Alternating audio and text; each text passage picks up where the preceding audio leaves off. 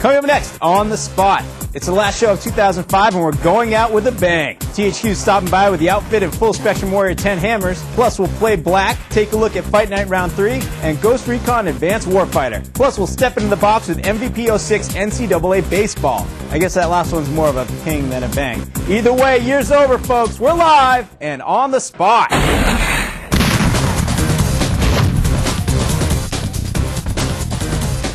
All I want for Christmas is a couple more kilowatts. Hello, everyone, and welcome to On the Spot again. I'm your host, Rich Gallup. In case you're joining us for a second time, yeah, we're having a couple technical difficulties, but you know the rerun will look great, and that's really all the syndicated stations out there. That's all they want. Yeah, you go to the stations across this great nation, across this great continent. Yep. You know, they need quality. They do, and we have a quality show for you today. By the way, it's brought to you by Wendy's. Take two. It didn't work better that time either, but. Hey, what are we going to do? Jeff, we do have a great show. We have some great guests here from THQ. They're going to show us Full Spectrum Warrior 10 hammers and the outfit for the Xbox 360. 10 hammers is a lot of hammers. Oh my God, it's still funny too. We also have a demo for NCAA Baseball, MVP 06 NCAA Baseball. Right. You're going to play Black with Brad. Yeah. All kinds of great stuff. But right now, we're going to check out an interview which is on the site for Fight Night Round 3. This is just a part of it, a teaser. We want you to watch the whole thing. Here's a taste.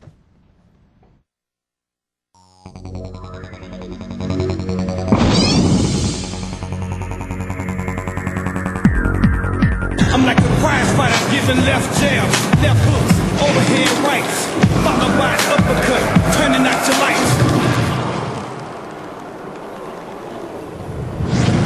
Work with your boy now, boy. Yeah, so my name is Trudeau Sonoda, and I'm the GM of EA Chicago and the executive producer on Fight Night Round 3.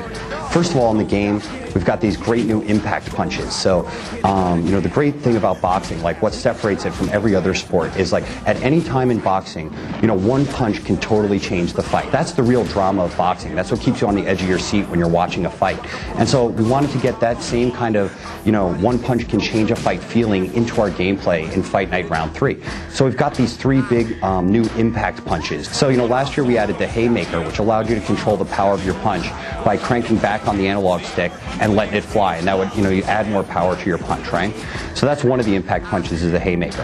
Our other two new punches, we've got a flash KO punch, right, where you can just go and unload on the guy. You use the analog stick, crank back, add even more power to the punch, unleash it on the guy, and totally can like hurt him to the point where he's about to be knocked down, right? He's stunned, he's hurt, and you can really move in for the kill. Then we've got this other stun punch, which also will like totally scramble the guy's brains all in one shot. The difference on this one is you pull back on the controller, add extra power, and then add a lot more follow through to the punch, generating even more power on that shot. And what that punch will do is it puts you into a first-person mini-game from the defender's perspective, where he can see the aggressor looking at him, trying to hit him, trying to land that one big punch that's going to drop him. So this year, one thing we're really focused on is making the fighters actually fight like themselves, right? So when you see Muhammad Ali fighting, he's totally moving around with his cocky, like, you know, flying around the ring, taunting the guy, whipping out the jab, doing the rope-a-dope, like all the things that you totally know, hey, that's Muhammad Ali. Really getting that into the gameplay and making it significant in the game. You know, our whole like kind of style with the licensed boxers, you know, getting the famous boxers to actually fight like themselves. And, you know, that would have been a huge addition. You know, it would have been awesome. And we could have left it at that. But instead, we've also like built in a sweet kind of create your own style in our creative characters. So this year now, you're also able to totally choose your own style and build your own style on your character, so you can fight any way in the game that you want. Build your own unique style, and you can choose anything from like the way you move, to the way you punch, to your defensive style, all things that you can individually tune to give you exactly kind of like the fighting style that you want that matches the way that you play the game. And we're back. That is Fight Night Round 3 for the Xbox 360. Looking awesome. You can find the full interview up on the site right now.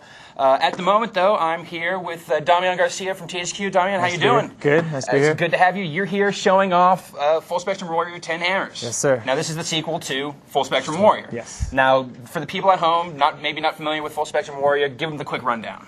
Full Spectrum Warrior 10 hammers is a squad-based action combat game where you will be playing U.S. coalition forces with British forces. You're playing in a fictional country called Zekistan, specifically within the heart of the city, the central capital called Cardamom. Basically, you are going in to quell an insurgency and try and prevent a civil war in the main city of Cardamom. Okay, so this is actually, how does this tie into the first Full Spectrum Warrior story-wise? Obviously, Story-wise. we're talking about the same conflict, but I mean, character-wise. Yes, this takes place after. You've already, in the first game, you've come in and removed the evil dictator, and this is maybe 6-7 months afterwards, and this takes place in the northern province of Tien Hamir, which is why they call it 10 Hammers. The Tien Hamir Bridge is the main thoroughfare between the north and the south province of the whole country of Uzbekistan. The main trade center, everything runs through the Tien Hamir Bridge. There are multiple factions throughout the country that are trying to take over that bridge for their own needs. One, they want to reestablish a dictatorship. They want to separate the north and the south, and then you're coming in with the coalition forces to prevent a civil war. So you're just going in here to try to keep the peace. Now, keep the peace. Now, the first control Full of the bridge. Spectrum Warrior was definitely a unique, I mean, not really your typical strategy game, and also not really your typical action game. It was very tactical, but it was more high level. It was not just like hands-on necessarily. Run and gun. It was not run and gun. No. It was very tactical. Now, how does 10 Hammers refine what we saw in the original Full Spectrum Warrior? Well, it actually refines it in several ways. Some of the most basic are strategically. In the first game, it revolved around flanking maneuvers, and in a case where you were absent any way to flank, you would throw grenades and take out guys behind cover.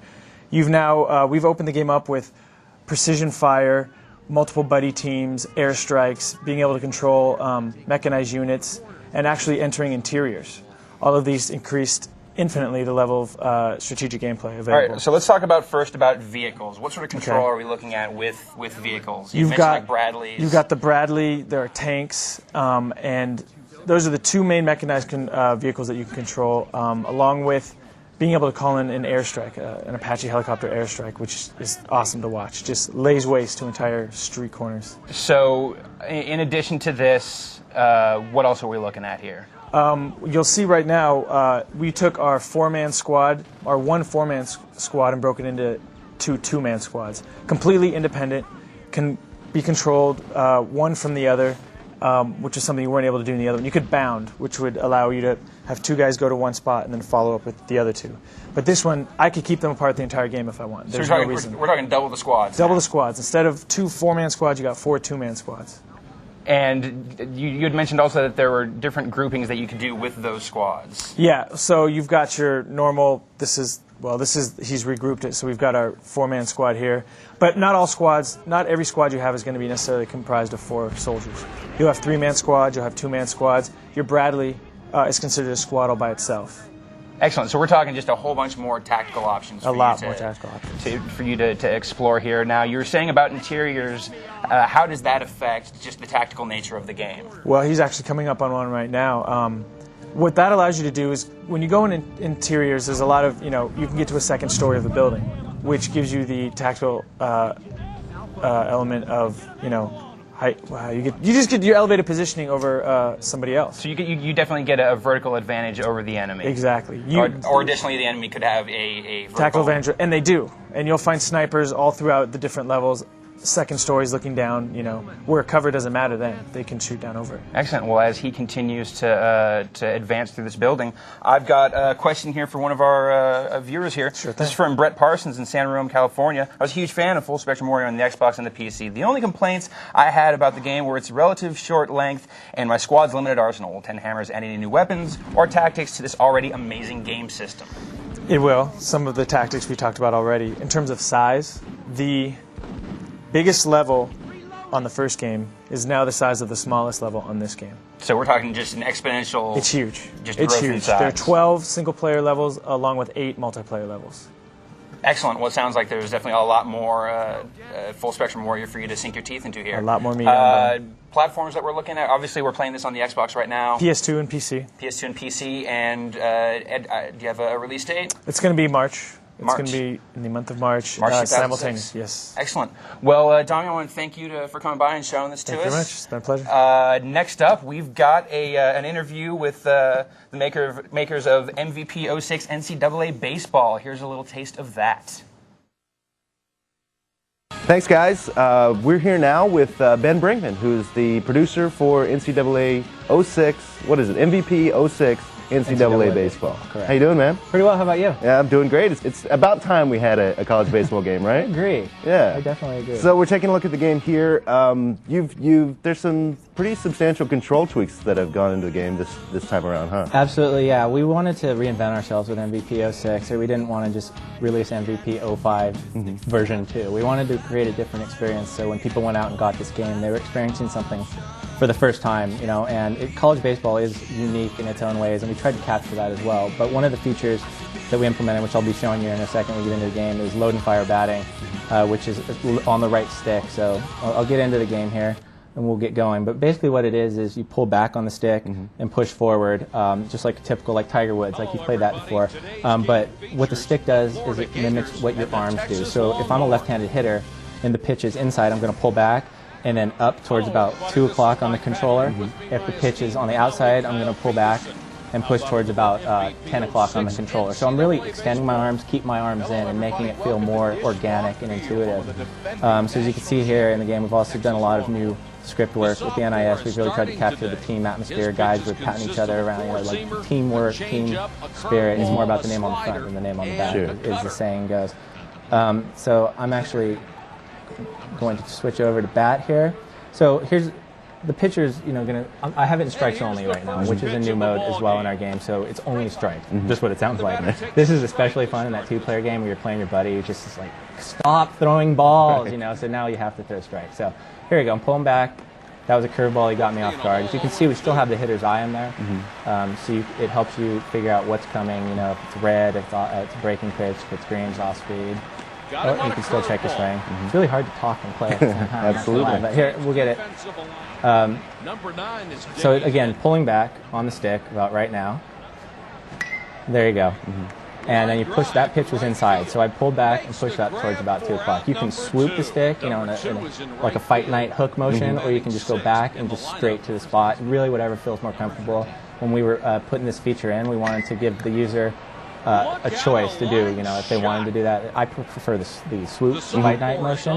It feels more natural. But again, we just tried to capture what it was like to hit. And I'm going to say right off the bat, this is not pushing a button and directing the left stick. This is a little trickier, requires a lot more thought, a lot more foresight. What pitch is coming? Is it a ball? Is it a strike? Should I swing at it? And timing. So it's all timing and the mechanic of the swing itself. That definitely makes you pay attention to where the ball is heading as well. Absolutely, yeah. And like I said, you want to extend your arms, you want to keep your arms in, you can do that all on the stick. For those of you, who still want to hit fly balls or ground balls, we've introduced, I should say, a power and a contact swing on the triggers. So a power swing will tend to go higher, fly balls, high line drive, but it'll shrink your timing window, so it makes it more difficult to make contact. Whereas a contact swing will make it easier to make contact, but you're not going to hit any home runs or mini home runs, I should say. There's still the off chance, but you're going to tend to hit ground balls, line drives. Cool. Well, let's move on to a couple other points about the game. One other thing that's cool is that this is I think the first game that's going to have some real serious ESPN integration. Is that right? Absolutely, yeah. Cool. And we're really excited about the ESPN stuff. So first of all, I'm just going to sign in online. The whole core of it is this online everywhere. So the first time you sign in, every subsequent time you put the disc in, you're online. So I'm going to stop talking here and let the guys at ESPN take over. ESPN Radio Sports Center. So once you sign on, you get these updates every 20 minutes right from ESPN. And we'll just have a listen here for about 10 seconds. In a car accident in Los Angeles. He was 29. Russell's NFL career cut short due to drug suspension. Well, that's not good. Anyway, and more uplifting news. Yeah, we have this, and as you can also tell the ticker here, it's updated in real time. It's the ESPN ticker.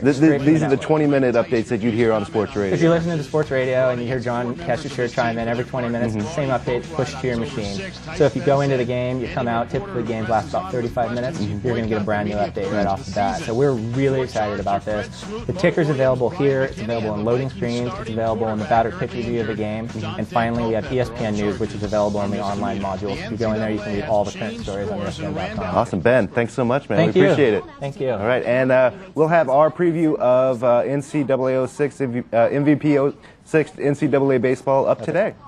What he said. Thank you, Brian. I know it's a difficult name, but you got it out there, and to see Brian's full impressions of the game, check the site. It might be up now, but stay here because we have a great game. Mark Noseworthy, how's it going at Relic Entertainment? Not too bad. Welcome Glad to be here. Show. What game did you bring with yourself, sir? We brought the outfit. Nice. For the Xbox 360. I've heard of that. That's new. Yes, it is new. it is. Sweet. Well, we're jumping right in the game. Give us a brief overview. What is the outfit? I hear something about 3 guys winning all of World War II by themselves. Yeah, that might be a bit of a stretch of the imagination. Okay. But the outfit is a third-person squad-based action game set in World War II with the freedom of total destruction. And what that means is that everything and absolutely everything you see in the game is destructible. The buildings, the vehicles, the sandbags, ambient vehicles, emplacements, crates, everything can be leveled by you and your troops. Awesome. Well, tell us about the 3 guys then who did all this great work. Cool, yeah. In the outfit, you control one of 3 characters. Well, you control actually 3 characters, and you can choose any one of them while you're playing. Okay. Tommy Mack is like right now we have Deuce on the screen actually, and he's the bazooka-wielding captain of the outfit. He also has a pistol for close-range battles. Then we got J.D. Tyler. He's more like a stealthy character, and he's got a sniper rifle and a shotgun for close range. And then we've got Tommy Mack. He's like the all-American kind of captain of the football team guy, and he's got an automatic weapon and a flamethrower. And a bullet to the head, apparently, for Mr. Deuce right there. Yeah. But, all right, so tell us so it is a squad-based game, however, though. Yeah. Although these guys are heroes, they're all kinds of tough. There are some people helping them out. What do they do? For sure, yeah. You've got 4 squad mates that come with you, and they each have their own kind of different weapon loadouts and look based on the hero that you pick. Okay. Now, you can command them. You can give them up to 3 different commands. Now, if you press up on the D-pad when targeting enemies, that'll tell your squad to assault. So a couple guys will take a knee and just start laying down some heavy fire. Other guys will run up and start throwing grenades wherever you target it, you know? Cool. If you press left on the D-pad, guys will suppress, right? Just totally pin the enemy down, right? And each hero, whether JD, Tyler, Deuce, all have a unique play to themselves that allow them to tackle any situation. And they are? Well, for JD's got vehicle assault. So if he sees a vehicle that he wants to blow up, the squad will run up, take out sticky bombs, and just toss them all over that vehicle and blow it sky high. Deuce's play, he will send his guys into melee. They'll run right into close combat, just get in there like a dirty shirt and take them down, you know? And then Tommy Mack can take out emplacements with his squad because his squad will run up and throw tear gas and just totally make the place uninhabitable. Awesome. So it sounds like depending on which hero you have, they're fit for different situations in the game? Yeah, they'll all work for each situation, but, you know, they have their own specialties, and sometimes you're getting your butt kicked and you're like, man, what am I doing wrong? Maybe I should try one of the different heroes. You know, maybe they've got something that's going to help me get past this area. Cool. Now, tell us about this area. Obviously, the game takes place during World War II. What kind of storyline do we have? What kind of environments? Sure. Well, the opening cinematic kind of sets the stage for like a sort of a thread that's going throughout the game, and that it, in some sense, revolves around the attempted assassination on Hitler's life. Okay. And but the more current setting, like where the start of the game is, basically it takes place after the Allied invasion of Normandy, and there's a French rogue, there's a rogue German general, slaughtering innocent civilians through the French countryside. It's no good. No, it's not good, man. No. And Allied HQ is sending the outfit to figure it out. Stop them, figure out what's going on, and prevent any more casualties. As we're seeing some great destruction here, tell us about what can you use for vehicles, what kind of weapons do you have, how do you get to blow up all these people and stuff? For sure. Well, what we've got in the game is as you destroy Nazis and kill them, you get field units, and these field units, or what we call FUs, allow you to purchase, call in immediately destruction on demand. Is that the number in the upper right-hand corner? Yeah, those are your field units. Cool. So the destruction on the demand menu allows you to purchase reinforcements, call in airstrikes, artillery strikes, purchase machine gun emplacements, anti-tank emplacements, all sorts of vehicles, from flame-throwing tanks to the Panther tank on the Axis side, half-tracks, jeeps, bazooka jeeps, just all sorts of stuff lets you just wreak havoc on the world. Well, tell us about the vehicles then. I've heard some crazy stuff about, hijacking a train. Oh yeah, there's trains in the game. You can any of the vehicles you see in the world, whether they're ambient, whether they're friendly, or whether they're not friendly, whether they're Nazi vehicles, you can use them. If they're empty, get right in there and your squad will jump right in it with you. If they're not, you can hijack them. Now, it sounds like that's a lot of stuff. I'm guessing they don't give it to you straight up front, though. You have to earn some of this? Yeah. How do you do that? Yeah, you do earn the vehicles as you go throughout the game. Right? Mm-hmm. As you complete objectives and finish missions, you'll get more and more firepower for destruction on demand. Cool. And as we like to say here, GameSpot Complete members, send us your questions using the form on the page below. You don't see a form? You're not a GameSpot Complete member, but I do have some questions here. Are you ready? Cool, yeah, right on. All right, sweet. This is from Collins in Minnesota. Does the outfit have online play? If so, how many people can handle it? Yes, we certainly have online play, and we've got some awesome stuff in store for you. We're gonna have 8 players online in 3 different game modes. So, and with the 8 players, not only are you playing with 8 other people on the internet, but you also got your squad mates, right? So you're seeing some intense multiplayer action because 8 guys, 5 dudes in each squad. You're looking at least 40 guys running around on the map. So it's just total mayhem. Now, in terms of the game modes, we're gonna have a team deathmatch. Strategic victory, and also special the outfit is destruction mode. What's that? Well, in destruction mode, you're going to get FUs, the field units, for destroying everything, not just killing Nazi heroes. Cool. So if you take out walls, buildings, vehicles, everything gives you action points, and the team with the most field units at the end of the match wins. Cool. We have 2 questions here from Christian Griffin in Maryland. First, how many hours will it take you to play the campaign? The campaign's split up into 12 single-player missions, and the average player will probably looking around 15 hours for the single-player campaign. And the second question is, straight up, graphics power of the Xbox 360, 720p, 1080i, what do you got? Yeah, well, right across the board, 720p, 5.1 high-definition gaming, right? We're using tons of post-rendering effects, and we're doing everything we can to make this game look as good as it can. Awesome. Well, Mark, this game looks great. I'd like to thank you for bringing it by. Thanks a lot, man. And when's it coming out? March 2006. The outfit for the Xbox 360 this March. Right now, we're going to toss into another game where all kinds of stuff blows up. It's a new trailer available on the site in full HD. It's for Tom Clancy's Ghost Recon Advanced Warfighter. Check it out.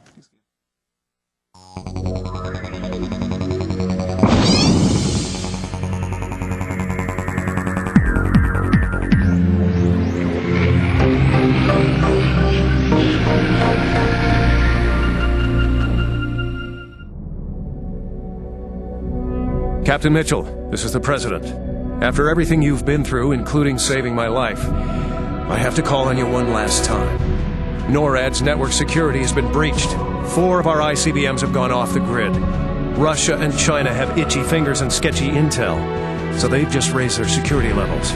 I'd say they're minutes from taking us beyond the point of no return. That leaves me no choice but to go to DEFCON 3. Mitchell, you must stop Carlos.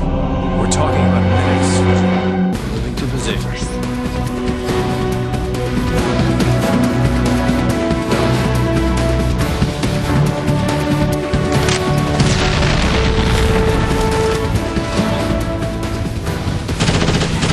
Enemy spotted.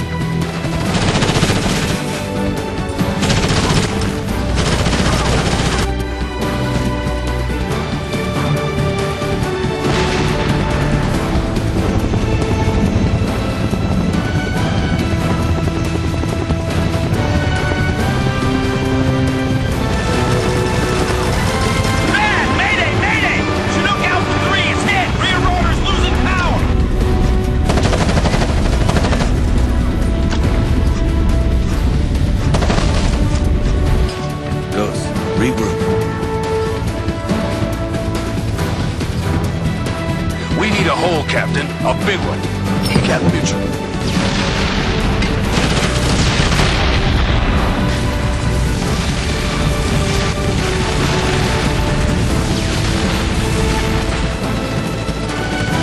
I'm here.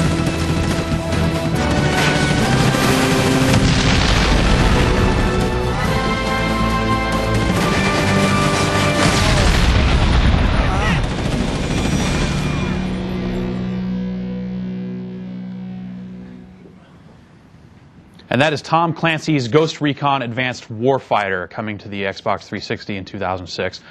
Joining me now with another 2006 game, Brad Shoemaker. How you doing? What's happening? Flames in Black. Right on. So we're here with Electronic Arts and Criterion's Black. These are the guys that made Burnout. And now they're turning their love of blowing up cars to blowing up everything in this crazy first-person shooter, right? Yeah, this is actually the first time we've gotten to see this level. They've had the one level that's like the showpiece. Like the kind of urban, blowing up buildings and shaking things apart. So now they kicked us this new demo that's actually totally different. It's set out in the wilderness. They don't give you a whole lot of setup in this demo. Looks like Eastern Europe. My objective is cross the border and blow stuff up along the way. All kinds of bad business happens at the border, so that's where I'm going. Yeah, pretty much that's what borders are there for. They're for you to try and sneak through and blow stuff up. So I'm packing my AK-47 with a silencer actually right now. Nice. But you'll see pretty quickly that the silencer is going to be useless. So not a big stealth game. I'm heading right up to the border crossing here. What's up, guys? The guy's taking it in the face. Yeah. So the action heats up real fast in this game, as you can see. Yeah. So I mean, this is a game that when I first saw it, they did show off that urban level, and you kind of, I don't know, I guess I kind of figured that the whole game would take place in a lot of these cityscapes and stuff. But now we're seeing like wilderness and stuff like that. Do we have any kind of indication as to how much the rest of the game is going to take place outside of cities and stuff? Well, they've been playing this game so close to the vest that we really don't know what to expect beyond what we've seen. And obviously what you can see is there's a whole lot of stuff blowing up here. So I guess that means we can just make up stuff and pretty much, Okay, so I'm going to just make the prediction then. Last level, it's going to take place in space. I was thinking the moon actually. Yeah, maybe. I think the moon is a pretty good place. You get to blow up the moon at the end. Maybe they'll put some stuff on the moon to blow up. Right. So okay. Let's go over to some questions here. We've got questions from plenty of you people out there. Ali Ishmael of Toronto, Ontario, Canada says, I've seen many black gameplay movies on the site, and almost all of them have unique firefights and intense action scenes. How does the game handle with the frame rate? It seems fine so far. We've seen the PS2 and the Xbox versions. And they both seem to be pushing the hardware really hard. Yeah, so obviously when you're making it through Checkpoint Charlie by the skin of your teeth, you can expect a smooth gameplay experience. Pretty much, yeah. Right? Yeah, so there you go. So I'm actually kind of back out in the wilderness now. Did you blow through the border and now? I think I got blown up at the border actually. Oh, okay.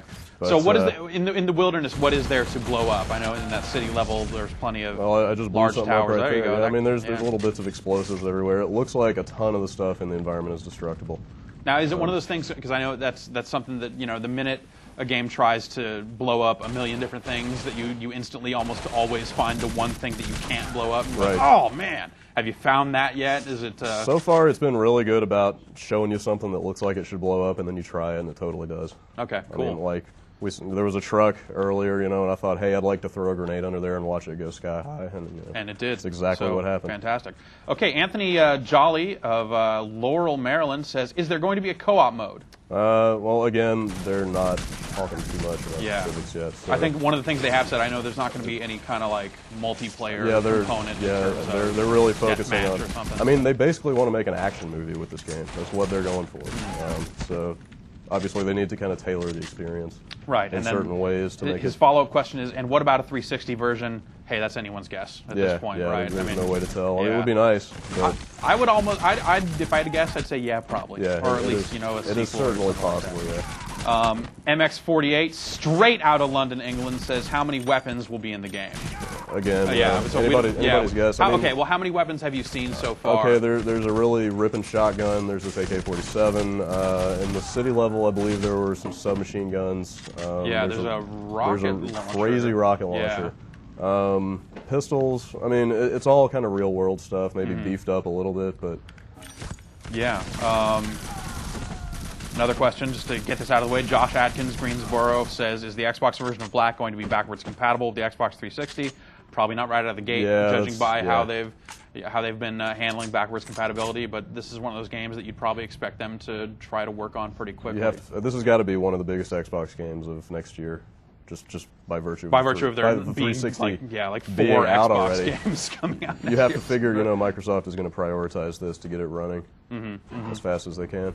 Shoot more stuff. I'm looking for some guys to shoot here. It's funny, like a lot of the questions people are asking are asking about multiplayer. It's like, is there multiplayer? Is there multiplayer? What's the multiplayer like? That's just it's like nothing. That's just not the focus of this game. If you want a multiplayer shooter, this is not it. This is about let me show you what this is about. That's what this is about. That's what this game's about. Blowing stuff up everywhere. So, wait, is that some kind of gas tank? Yeah, yep. There you go. So, everything. That guy? Down he goes. Oh, okay. I figured maybe shooting around in him. Maybe there'll be some guys with dynamite strapped to them later. I don't know. That shotgun I was talking about is right around here somewhere, and you can actually shoot doors right off of hinges with that thing. It's just... Reach. You can see what's going on here. So have they said anything specific about how many different levels we're going to see? No, they're really not giving a whole lot of indication about. They're just like, here you go, you shoot dudes, we'll fill in the rest later. Yeah. It's definitely got a good look to it. Now, you've played both the Xbox and the PS2 versions. Would you say that there's a dramatic difference between the two at this point? I mean, obviously, they're still developing it, so it's hard to give a final call. But hard to say. Well, these guys are kind of like the masters of the PS2. You know, they have done the renderware software that runs like GTA and all that stuff. So, so they know the PS2 inside and out. I would say the PS2 looks at least as good as this. There's definitely no appreciable difference. So, you know, I think either one that you go for is going to be totally fine. Yeah. So, I mean, these guys, you know, they've been working on driving games for the past few years now. It's kind of a weird departure. Do you see any kind of flashes of Burnout in it? It seems like, you know, they're trying to go for that kind of just very action-packed thing where, you know, they're focusing on one thing and doing it really, really well. Yeah, well, I mean, you can see there's a hellish amount of like particles going everywhere and just stuff blows up. You know, it's kind of got the Burnout feel just in that, you know, everything is flying apart. Everything's crazy. Everything at is all like times, it's like flying apart at the seams all the time. So. Well, that looks pretty sharp. How about we let Brad keep shooting stuff for the rest of the show while we give away all this awesome loot? Yeah. Like all of this awesome loot There's right here. so much stuff here. Well, I got more loot over here. Well, you got stuff over there. We got this big box down here. You grab your stuff, and we'll start showing this off. Before we go any further, though, we got to say, last week we gave away 10 copies of Animal Crossing Wild World. Do you remember the question? The question was, who is playing music down the cafe beneath the museum in Animal Crossing Wild World? What's the answer, Jeff? KK Slider, that's my dog right there. That's right, the Animal Crossing dog. Yes. 10 people get it right. Steve Friedman of Tennessee, Rebecca Helen of Vermont, James Jacobus of California, Michael Sliger of California, Anthony Balsamo of Florida, Matt Taylor of Massachusetts, Bruce Barretto, I like that name, of Virginia, Michael Dolson of New Jersey, Jarrell Robinson of Michigan, and Bill Burnett II of Indiana. Hold up, did you say one of those winners' last names was Slider? Sliger. Okay, S-L-I-G-E-R. all right, fine. Michael that K.K. guy's Sliger. disqualified. He's related to the guy. That's uncool. All right, Friends and family. Here's how we're going to give all this loot away. In the spirit of the holidays, you know, I'm not allowed to say Christmas, but I'll say in the spirit of the holidays. Like Christmas. Like Christmas, we will be giving away Or the all 4th of of the July. stuff. And, yeah, sure. In the spirit of all holidays. The spirit of all right? holidays. Yeah, The spirit of all the show me state. But the way Exactly, it's going to work the show is me. that we have a lot of loot here. We're going to start holding up and kind of raffling off. You're a GameSpot Complete member. We need your name and we need your full mailing address so that Bobby Claus over in our prize patrol has something to copy and paste very easily to get it. And if you just want something, you know, just send us your name and address. But if you want something specific, as we're about to show you, first person to call it out wins. All right? Cool. All right. Let's show. All right. We're going to go first, Jeff, and then you can show off your stuff. All right? All right. Ryan Davis, go. All right, first off, Fear Beanie Hat. If you want it, Fear Beanie Hat is the object. I have a snow globe with a snake and a Christmas tree on one side, and the girls from Rumble Roses wearing Santa hats. Jeff, what do you got? I've got this custom Gem Mint BU Elf Bowling 1 and 2 hat. Not taking that would be below stupid. It would be below stupid for you to ignore this fantastic offer. All right, coming back over here, I got to say, actually, we do have 2 huge packages from we have Activision. They hooked great us up. stuff here. You get 2 people will get this. Just ask for the Activision package. You'll get a copy of Ultimate Spider-Man, a copy of Fantastic Four, a copy of X-Men Legends 2, some comic books here. We got Ultimate Spider-Man, we got X-Men Age of the Apocalypse, and we have 2 Spider-Man, Ultimate Spider-Man posters, Venom on one side, Spider-Man on the other. As we name this stuff, we should move it off the table. Oh, we are pulling it off. Okay, good. All right, so that's that. So ask for the Activision package. Activision pack, you get games, you get posters, you get comic books. Jeff, what you got? Jeff, what you got? Highly collectible Andre the Giant bobblehead standee. You can't find these in stores. These are rare as hell. Ask for it by name. Andre the Giant, the greatest wrestler that ever lived. I've got a movies cookie tin. We had one for Viewable Joe once. Now we have one for the movies, complete with the Star Maker. 50-cent bulletproof medallion. I do not believe that it's actually bulletproof, but if you ask for it by name, you will get it. Awesome, Jeff. Very highly customized. Yo ho ho, Puzzle Pirates Bandeezy. Wrap your head up, wrap it around your leg. Either way, it's fully gangster. We have multiple copies of Gunstar Superheroes for the 3 Game Boy copies. Advance. I think we have 4 or 5. Actually. We have more. We have a ton of them. They're around here. I got some of this American GI over here if you're interested, from Call of Duty, Finest Hour, action figure. Ask for it. Jeff, I know you like the American GI. You can't have this. Oh, man. Not for you. Well, whatever. I don't want it because I've got the terrible lizard. Godzilla. He speaks. He rises from the deep and kills. Ask for it by name. All right, fresh from BlizzCon. This will probably cost you $1 billion on eBay. We got a World of Warcraft T-shirt and one of those brown Lance Armstrong wrist bracelets that says BlizzCon on one side, Warcraft on the other. Literally, I think it's like $100 on eBay. You will not find that anywhere. What do you have? I've got this sweet gray Fear diaper.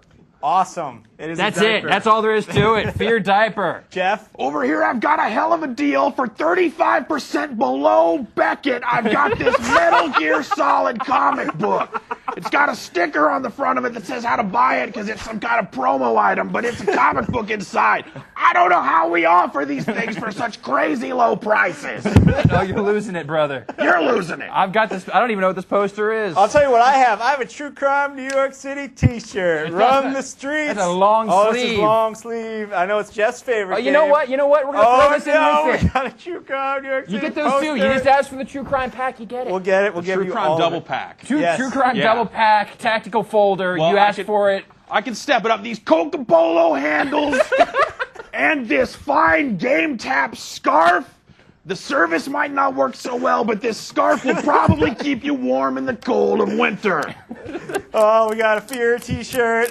We got some posters. That's another. We have Doom movie posters if you like The Rock. Somewhere. Guitar Hero posters. We're running Gladius out. action figure. We've got this big old Pokemon. I don't know what this is. Gosh, Big more snake Guitar guy. Hero stuff. That's Pikachu 2. That's, I don't, sure. Jeff, yeah, what you got? I got this Midway coffee mug. That's it holds coffee. Or Can it hold other beverages, Jeff? hell no. Just coffee. Just coffee. We have a Dark Age of Camelot fan art calendar, and we're running out. And actually, the prize possession of all is Homer around.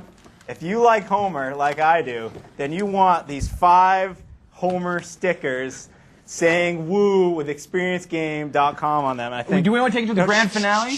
No, Jeff, give us a last shot what you got. And then All right, here's the last of it. This Backyard Wrestling Cup Cozy. It might have been a crappy game, but your drinks will stay cold. And inside of it, an alien that says Crave Entertainment on it. I don't even know where that came from. This is a package item. But forget about that. We've got this Metroid Prime pinball t-shirt that says, I scored with Samus. That's not very funny, but you can wear it to the mall. But forget about that. This t-shirt says Metal Gear Acid, size L, gem mint, BU condition. Perfect for, wearing outside. You want to wear it indoors. You can sleep in this if you wanted to. But you can also sleep in this Fly Conquer beanie with the tag still on it so you can live like Belle Biv DeVoe. Namco t-shirt, still sealed, gem mint packaging, original mint on card package. This is for a game. It might be Soul Calibur 3. It might be, I don't know. We don't know. It says Namco on here. And then finally, the Piece de Resistance, mint condition, except for the part where it's old and mostly broken. This is an Atari 2600 joystick. If you want to play Combat 2-player and you only have one joystick, you're screwed. Ask for it now. Oh, thank you, Jeff. And here we are standing by with the last item. This is the big prize. This is the aforementioned Tim Tracy napkin collection. It's so let's get inside this. Chipotle rookie card. Look at how much napkins this is. This has been collected for the past year. Tim Tracy. Tim Tracy, cult favorite of the GameSpot community. Yes, if you want. So his napkins, there's a specific request for the napkins for how that's we're going to give out. If you want the napkins, you can't ask for them by name. Tim, what do you have to do? Do we know? What are you gonna? Tim's. He's writing on it right now. 200 words. We want 200 words on what you're going to do with these napkins. We want a 200-word essay. You cannot. We're counting. You cannot go We have over. Microsoft Word. We're going to check. We need exactly 200 words. Not 201, not 199, not 7. 200 words on what you would do with Tim Tracy's napkin collection if you won it. Best essay wins. This has been a great year for On the Spot, and this has been a great way to end it. Excellent. I'd like to thank Jeff and Brad for coming by. Thank you, gentlemen. Anytime. I'd like to thank Ryan Davis. It's been a lot Rich. of fun. A lot of fun. I've been like to enjoying your thank- company here today. We'll be back in a couple weeks. I'd like to Gonna thank miss you guys. THQ for coming by with their great looking games. EA Awesome. for bringing baseball by. I'd like to thank our crew who did a great job today dealing with craziness. Grace under fire, the whole team. We are so good at what we do here. It is astounding. I'd like to thank you all. I'd like to thank myself for this opportunity to be up here on the standing set. Isn't it fun over here? I'm doing it all next year, 2006, Rich, up here. Okay. All right, sweet. And as always, we will catch you in 2006, right here on the spot. Drop the mic.